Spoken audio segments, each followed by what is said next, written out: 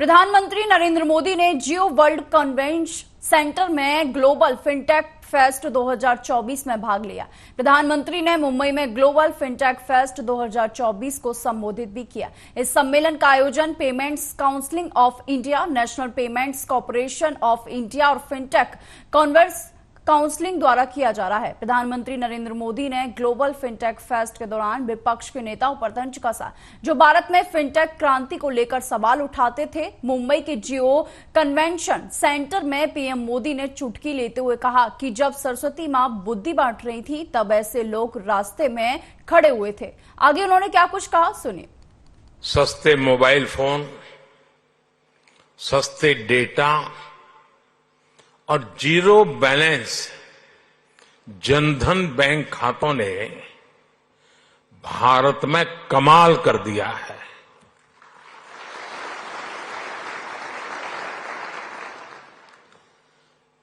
आपको याद होगा, कुछ लोग पहले पूछते थे, पार्लियामेंट में खड़े होकर के पूछते थे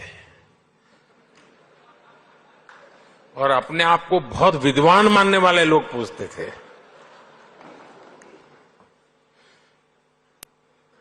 सरस्वती जब बुद्धि बांट रही थी तो वो रास्ते में पहले ही खड़े थे।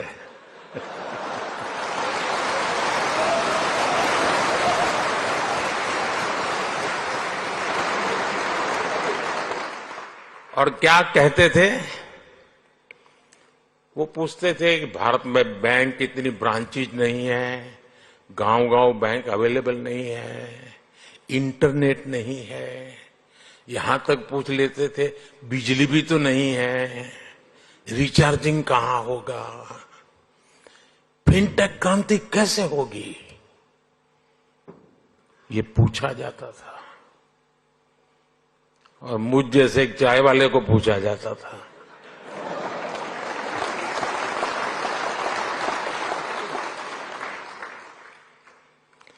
लेकिन आज देखिए, एक दशक में ही भारत में ब्रॉडबैंड यूजर 60 मिलियन यानी 6 करोड़ से बढ़कर 900 पूरी दुनिया में भारत का यूपीआई फिनटेक का बहुत बड़ा उदाहरण बन गया है। वहीं हरियाणा विधानसभा चुनाव को लेकर बीजेपी मुख्यालय पर चल रही केंद्रीय चुनाव समिति की बैठक खत्म हो गई है। बैठक में सभी 90 सीटों पर चर्चा हुई। सूत्रों की माने तो करीब 55 सीटों पर बीजेपी प्रत्याशियों के नाम फाइनल हो गए हैं। बाकी सीटों पर यानी कि आज कोर कमेटी की बैठक होगी, जिसमें बाकी सीटों पर प्रत्याशियों के नाम की चर्चा होगी। बीजेपी की केंद्रीय चुनाव समिति की बैठक में प्रधानमंत्री नरेंद्र मोदी, केंद्रीय गृह मंत्री अमित शाह, बीजेपी के राष्ट्रीय अध्यक्ष जेपी नड्डा, हरियाणा के मुख्यमंत्री नायब सिंह सैनी आदि लोग उपस्थित रहे।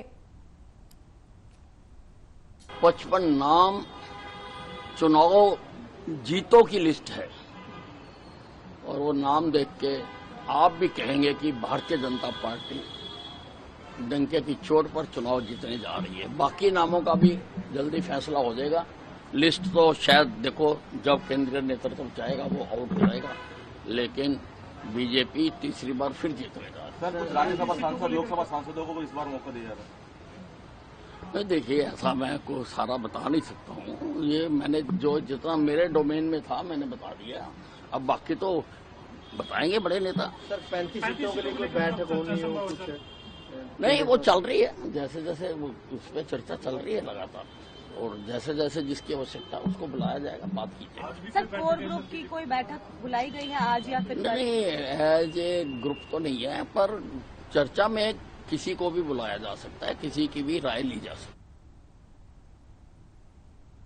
वहीं झारखंड में सियासी सरगर्मी तेज है। पूर्व सीएम चंपई सोरेन ने झामुमो से अब रिश्ते तोड़ लिए हैं। उन्होंने मंत्रिमंडल से भी इस्तीफा दे दिया है और चंपई सोरेन भाजपा में शामिल होंगे। वहीं केंद्रीय मंत्री शिवराज सिंह चौहान ने कहा कि चंपई सोरेन भाजपा के लिए और झारखंड को बचाने के लिए एक संपत्ति हैं। वे एक ऐसे नेता हैं जिन्होंने मुख्यमंत्री बनकर झारखंड को सही रास्ते पर लाने का काम किया और परिणाम स्वरूप उनकी जासूसी शुरू कर दी गई। चंपई सोरेन का अपमान किया गया, ये सिर्फ सिर्फ चंपई सोरेन का नहीं बल्कि पूरे झारखंड का अपमान है। उन्होंने आज भाजपा में शामिल होने का फैसला किया है। हम उनका स्वागत करते हैं।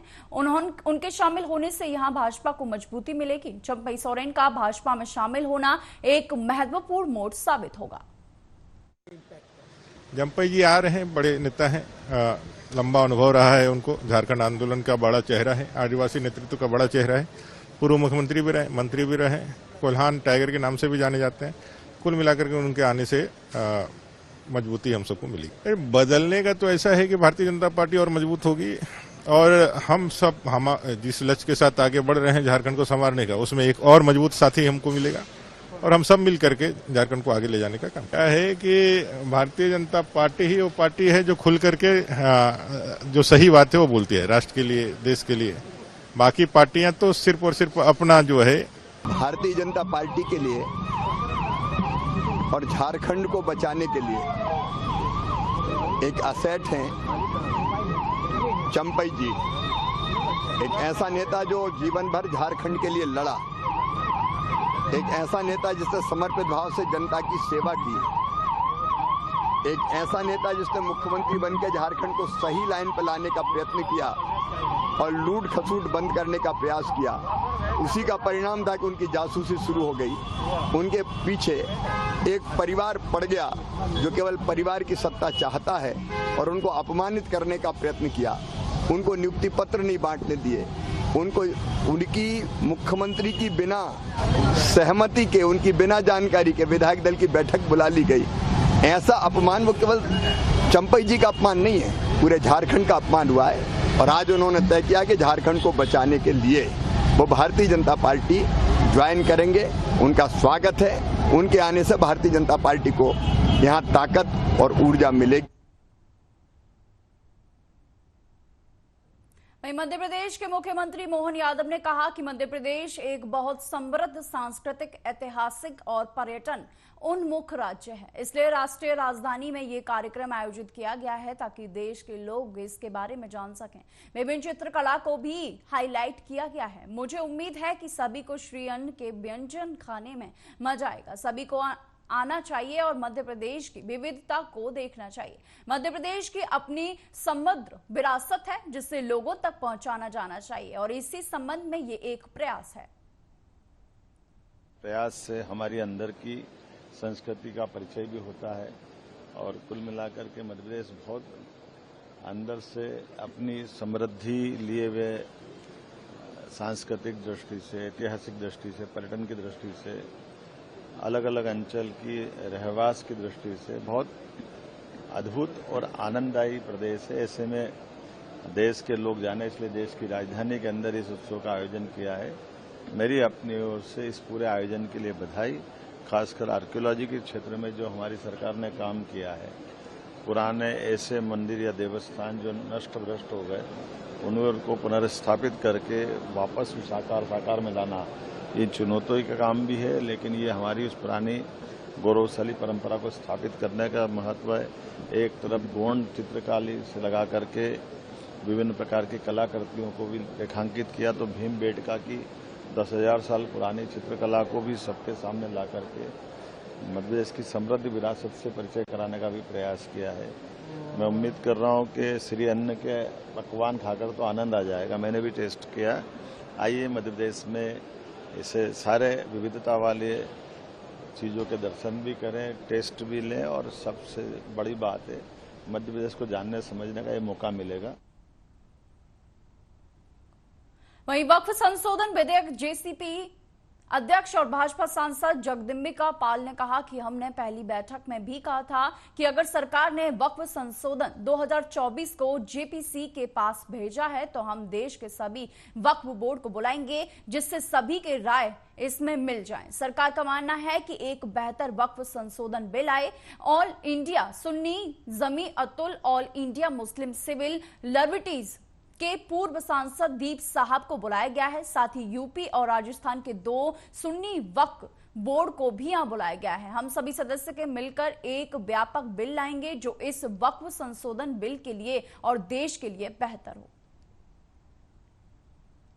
पहली बैठक में भी कहा था कि जेपीसी में अगर सरकार ने इस वक्फ अमेंडमेंट 2024 को अगर रेफर किया है तो हम इसमें ज़्यादा से ज़्यादा देश के सभी जो वक्फ बोर्ड्स हैं उनको बुलाएंगे, जो हमारी अक़लियत की तंजीमें हैं उनको भी हम बुलाएंगे, और इसी सिलसिले में मतलब हम एक लार्जर जितने स्टेक होल्डर्स हैं कि जिससे कि उनके सबके व्यूज आ जाए, क्योंकि सरकार का जो नज़रिया है वो ये है कि एक बेहतर मतलब वक्फ अमेंडमेंट बिल आए जो पर्पज होता है औकाफ का देने का, कि ये यतीम के या ख़वातीन की, महिलाओं के, बच्चों के लिए, उनके लिए काम आ सके, और एजुकेशन के लिए, हेल्थ के लिए। तो आज हमने इस पे बुलाया है ऑल इंडिया सुन्नी जमातुल मुंबई की एक संस्था है तंजीम, उसको बुलाया है, और एक ऑल इंडिया मुस्लिम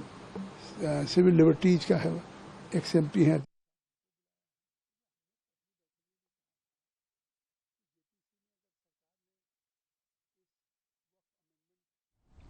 वहीं यूपी पुलिस कांस्टेबल भर्ती परीक्षा आज यानी शुक्रवार का इनका चौथा दिन है। आज प्रदेश भर के 67 जिलों में यूपी पुलिस कांस्टेबल भर्ती के लिए परीक्षा छात्र दे रहे हैं। परीक्षा के लिए लखनऊ समेत 67 जिलों में 1174 परीक्षा केंद्र बनाए गए हैं। 2 दिन यानी शुक्रवार और शनिवार को 2-2 पालियों में होने वाली परीक्षा में 19.20 लाख अभ्यर्थियों के हिस्सा लेने का अनुमान है। पहली पाली सुबह 10 बजे से 12 बजे तक रही और दूसरी पाली 3 बजे से शाम 5 बजे तक होगी। भीड़ को देखते हुए आम लोगों और अभ्यर्थियों को कोई समस्या ना हो, इसके लिए हर जिले में ट्रैफिक डायवर्जन लागू किया गया है। अगले 2 दिन तक इन अभ्यर्थियों के साथ ही यूपी पुलिस और भर्ती बोर्ड भी सतर्क है।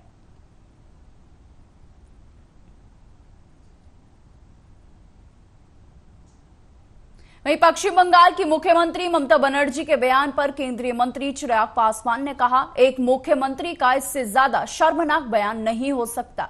एक मुख्यमंत्री जो अपना राज्य नहीं संभाल पा रही है, एक महिला मुख्यमंत्री होने के बाद आपका राज्य आज जिस तरीके से दहशत में हुआ है, वहां जो घटना हुई उसकी जितनी निंदा की जाए वो कम है। उनकी जिम्मेदारी राज्य में शांति व्यवस्था स्थापित करने की है। इस तरीके से दोषारोपण करना और दूसरे राज्यों को इस तरह से धमकी देना, क्या ये एक राज्य की मुख्यमंत्री को शोभा देता है? ये उनकी कमजोरी और विफलता को दिखाता है।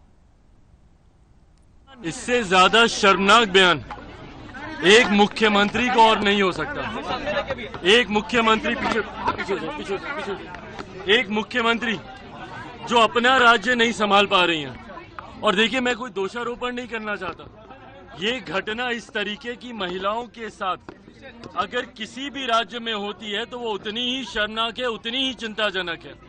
पर ऐसे में एक महिला मुख्यमंत्री होने के बाद आपका राज्य आज जिस तरीके से डर दहशत के साए में है, वहां पर जिस तरीके से एक महिला के साथ जितना निंदनीय, उस घटना की जितनी निंदा की जाए उतना कम है। इस तरीके की घटना घटती है और आप क्या कर रही हैं? बदले में आप दोषारोपण कर रही हैं, आप दूसरे राज्यों में देख रही हैं। अपने राज्य को आप संभालिए मुख्यमंत्री ममता बनर्जी जी। आपका राज्य अगर संभला रहेगा, बाकी राज्य अपने अपने राज्यों को देखेंगे। पर इस तरीके से बयान देना कि मेरा राज्य जलेगा तो बाकी राज्य भी जलेंगे, बिहार भी जलेगा, देश भी जलेगा, ये कैसी सोच है? क्या एक मुख्यमंत्री के पद पर बैठे हुए व्यक्ति को शोभा देता है कि वो हमारे देश के जलने की सोच रखें?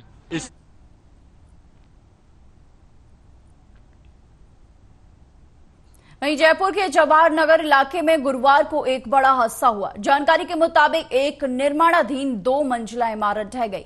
अशोक जूस सेंटर के ऊपर इस इमारत का निर्माण कार्य चल रहा था। अचानक हुए हादसे में मलबे में लोगों के दबे होने की आशंका जताई जा रही है। हादसा करीब 8 बजे के आसपास हुआ है, जिसके बाद पूरे इलाके में बिजली सप्लाई को बंद कर दिया गया है। सूचना के अनुसार ये इमारत निर्माणाधीन थी और दीवार में दरार आ गई थी, जिसकी वजह से पूरी इमारत ढह गई। घटना की सूचना मिलते ही सिविल डिफेंस और पुलिस की टीम तुरंत मौके पर पहुंची।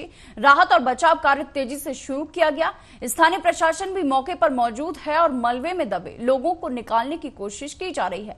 वहीं मामले की जानकारी देते हुए एसडीआरएफ टीम के इंचार्ज ओम प्रकाश ने बताया, हमें कंट्रोल रूम से सूचना मिली है कि हम यहां मौके पर पहुंचे। अभी तक कुछ पता नहीं है कि कोई फंसा है या नहीं। फिलहाल एसडीआरएफ की एक और टीम मौके पर आ रही है और तेजी के साथ राहत कार्य जारी है। दुकानदारों से 2-3 से बात हुई है, उन्होंने बताया कंफर्म कुछ भी नहीं है। हो सकता है तो 1 भी हो सकता है, 4 भी हो सकते हैं, 5 भी हो सकते हैं। अभी कंफर्म कुछ नहीं है, टीमें काम कर रही है, एसडीआरएफ की एक टीम और आ रही है। अभी तक कुछ ऐसा पता नहीं लगा है कि अभी तक कोई पता नहीं है कोई है या नहीं है। अभी कोई भी संतोषजनक जवाब नहीं दे रहे कोई भी। बिल्डिंग मतलब बीच के नीचे क्या कोई दुकान थी क्या थी? नीचे दुकान बता रहे हैं, ऊपर बिल्डिंग थे, काम चल रहा है। दुकानें, दुकानदारों से 2। वहीं दिल्ली के उपराज्यपाल विनय कुमार सक्सेना ने कहा कि पिछले 2 सालों में हमने 17,000 से ज्यादा नियुक्ति पत्र बांटे हैं। आज 628 लोगों को नियुक्ति पत्र दिए गए हैं, जिनमें विभिन्न विभागों के लोग भी शामिल हैं। मार्च 2025 तक हमारा लक्ष्य विभिन्न विभागों में रिक्तियों के तहत करीब 20,000 भर्तियां निकालना है। हम हर विभाग के लिए तेजी से काम कर रहे हैं। दिल्ली देश की राजधानी है, हमें दिल्ली को हमेशा संवार कर रखना है। और आज 628 लोगों को अपॉइंटमेंट लेटर्स दिए गए हैं, जो विभिन्न विभाग के लोग हैं, जिसमें 27 डॉक्टर्स भी हैं। ये माननीय प्रधानमंत्री जी का एक सपना है कि हम ज़्यादा से ज़्यादा युवाओं को रोजगार दें और ये सिलसिला हमारा जारी रहेगा। करीब 10,000 रोजियर्स हमारे रेडी हैं, जिनको भी हम पूरी कोशिश कर रहे हैं कि 2 महीने के अंदर कंप्लीट कर लें और मार्च 2025 तक हमारा जो लक्ष्य है वो कम से कम हम 20,000 लोगों को और अपॉइंट करें, जो डिफरेंट विभाग में वैकेंसीज पड़ी हुई हैं। तो ये कार्य चल रहा है और मैं यहाँ पर ये भी कहना चाहूँगा कि अगर हम 2022 से पिछले 10 साल का हिसाब देखें तो उसमें उतने अपॉइंटमेंट्स नहीं हुए जितने पिछले 2 साल के अंदर हुए हैं। एडहॉकिज्म को खत्म करने का जो सिलसिला जारी है उसको हम बहुत तेजी से लागू कर रहे हैं और सरकारी अधिकारियों से भी हम ये रिक्वेस्ट करते हैं कि और इन विभागों से भी रिक्वेस्ट करते हैं कि जहां जहां उनके पास वैकेंसीज हैं वो डीएसएसबी को भेजें, जिससे कि उसका प्रोसेस शुरू हो, क्योंकि प्रोसेस में कम से कम 3 से 4 महीने का समय लगता है और उसको भी हम कंप्लीट करें। तो ये मिशन मोड पे चल रहा है और इस तरीके के कार्यक्रम चलते रहेंगे और मुझे होप है कि इस मंथ के एंड में, सितंबर के मंथ के एंड में करीब हम 2,000 लोगों को और नियुक्ति पत्र। और आज 628 लोगों को अपॉइंटमेंट लेटर्स दिए गए हैं, जो विभिन्न विभाग के लोग हैं, जिसमें 27 डॉक्टर्स भी हैं।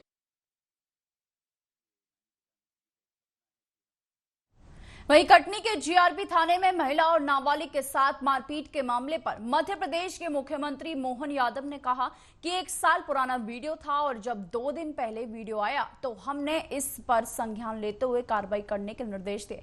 वहीं मारपीट पर एडिशनल एसपी संतोष डहरिया ने कहा कि पीड़िता ने अपनी शिकायत दर्ज कराई है। कांग्रेस पार्टी ने मांग की है कि उसका मामला कागज पर और ऑनलाइन दर्ज किया जाए, जिसका हमने अनुपालन किया है और उससे जीआरपी थाने को भेज जाएगा। जांच की निगरानी डीआईजी कर रहे हैं। देखिए, 1 साल पुराना वीडियो था और 1 साल पुराने वीडियो में भी जब 2 दिन पहले वो वीडियो आया है तो हम तो जैसे संज्ञान में आया, मैंने उस पर कार्रवाई करने के लिए भी कहा है। किसी भी व्यक्ति के साथ कहीं भी कोई अन्याय होता है, कानून के विरुद्ध जाके कोई अपने पद का दुरुपयोग करता तो सरकार कार्रवाई करती है। मैं उम्मीद करता हूं कि हमारे इस कानून सम्मत व्यवस्था में सब अपनी मर्यादा में रहे। देखिए, पीड़िता ने यहाँ पर आके शिकायत दी है और जिस संबंध में शिकायत में संपूर्ण तथ्य जो है उसमें समाहित है। इस शिकायत को हमने जो है प्रॉपर लिया है और जो शिकायत का रजिस्टर है उसमें एंट्री किया है और इनको प्रॉपर एक रिसीविंग दी है। साथ ही साथ इस शिकायत की जो है हमने राजनामचे में एंट्री भी की है और इसको ऑनलाइन अपडेट भी किया है। सर, पीड़िता कौन है और किसके द्वारा शिकायत की गई है? पीड़िता देखिए, जो आरोपी था जीआरपी में, जिसके साथ मारपीट हुई थी जीआरपी थाने में, वही पीड़िता है और उनके द्वारा ये आवेदन दिया गया। कांग्रेस नेता इस बात से पूर्णतः संतुष्ट हैं? उनकी क्या मांग थी? उनका यही कहना था कि प्रथम रूप से जो है यहाँ पर इसको रजिस्ट्रेशन किया जाए और ऑनलाइन रजिस्ट्रेशन किया जाए। तो हमने इसको पूरी प्रोसेस को ऑनलाइन किया है और इसके बाद हम इसको जो है जीआरपी थाने में भेज रहे हैं। इसकी क्या प्रक्रिया होगी सर आगे? क्या ये 0 पे जाएगा? क्या वहाँ आगे जो है यहाँ से हम बना के पूरा भेजेंगे और वहाँ पर फिर जीआरपी जो है इनको ले जाके वहाँ पर हम कथन वगैरह कराएंगे। डीआईजी मैडम आई हुई है और वो इसकी जांच कर रहे हैं। उसके बाद जो वैधानिक कार्रवाई होगी वो जीआरपी करेगी। मतलब इसमें रोजनामचे में धाराएं नहीं लगाई गई अभी फिलहाल? देखिए वो सारी चीजें जो है वो कथन में और बाकी डीआईजी मैडम जब जाएंगी तब वो सारी चीजें समझेंगे। एफआईआर में सर इतना विलम्ब क्यों हुआ? मामला अभी आया है सामने।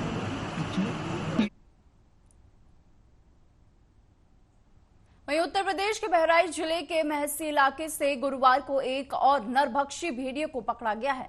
पिछले कई दिनों से नरभक्षी भेड़ियों के हमले से गांव के लोग परेशान हैं और डर के साए में जी रहे हैं। वन विभाग की टीम ने गुरुवार को एक और नरभक्षी भेड़िए को पिंजरे में कैद किया। भेड़िया का मेडिकल परीक्षण कराने के बाद गोरखपुर चिड़ियाघर भेजने की तैयारी की जा रही है। अब तक कुल 4 भेड़िए पकड़े जा चुके हैं। वन संरक्षक रेणु सिंह ने बताया है कि आज एक और नरभक्षी भेड़ियों को पकड़ लिया गया है और आगे जो बचे हुए भेड़िए हैं उनकी तलाश जारी है। अभी सफलता का ये है कि ये पता चल गया, अगर है तो भी हमारी सफलता है। ये पता चला कि अभी इधर नहीं है, वो भी हमारी सफलता है कि कम से कम हम दूसरे क्षेत्रों में अब ढूंढ सकते हैं और लोगों को जागरूक कर सकते हैं। गांव में अब लोग हमारे लगेंगे और बहुत दूर जाने से रोकेंगे। अच्छा, अभी शुरुआत हो रही है तो ऑपरेशन में क्या इफेक्ट पड़ेगा या किस तरह से ऑपरेशन को बाधा पहुंचती है। काफी नुकसान होता है, हमारा ऑपरेशन में बहुत नुकसान होता है। तो रात में अगर इस तरह का मौसम बदलता है तो रात में क्या किया जाता है और सुबह कैसे क्या किया जाता है? रात में हम ज़्यादातर बचाव कार्य, जागरूकता कार्य, सुरक्षा संबंधी कार्य हम करते हैं कि लोगों को अब अटैक ना हो। गांव में जाकर के जो बाहर सो रहे हों उनको हम अंदर करते हैं और गश्त करते हैं। तो रात में तो हमारा ज़्यादातर ही होता है और रात में का काम जो होता है रेस्क्यू करने पकड़ने काम होता है। हम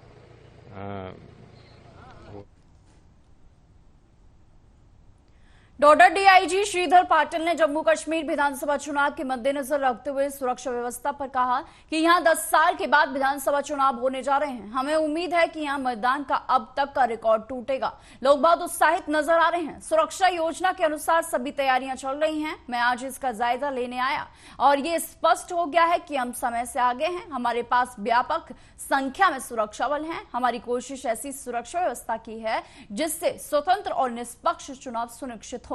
हम ये सुनिश्चित करने के लिए हर संभव प्रयास करेंगे कि चुनाव शांतिपूर्ण माहौल में निष्पक्ष तरीके से हो। यहाँ पे जो लोगों का हमने उत्साह देखा असेंबली इलेक्शन में पार्टिसिपेशन करने के लिए, बहुत ही अच्छा रिस्पांस यहाँ पे हम देख रहे हैं और हमें उम्मीद है कि हर टाइम का जो वोटिंग का यहाँ पे रिकॉर्ड रहा है वो रिकॉर्ड इस टाइम टूटेगा। बहुत हद तक जो है लोग बढ़ चढ़ के इसमें हिस्सा लेते हुए दिख रहे हैं। आपने देखा होगा कि कैंडिडेट्स ने अब नॉमिनेशन अपने फाइल कर दिए हुए हैं। उसी तरह से सिक्योरिटी का जो प्लान है हमारा, वो सिक्योरिटी प्लान की हमारी जो टाइमलाइन है उसके हिसाब से हमारी तैयारियां किस तरह चल रही है उसका रिव्यू लेने के लिए आज मैं यहाँ पे आया था।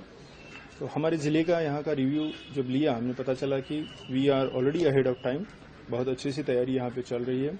जो हमारे ऑफिसर्स हैं, ऑफिशियल्स हैं, उनकी ट्रेनिंग है, उनका अकोमोडेशन है, जो एडिशनल ट्रूप्स हमने मंगवाए हैं उनका यहाँ पे आना है। फिलहाल के बुलेटिन में सिर्फ इतना ही। देश और दुनिया की तमाम खबरों के लिए देखते रहिए आर्या न्यूज। नमस्कार।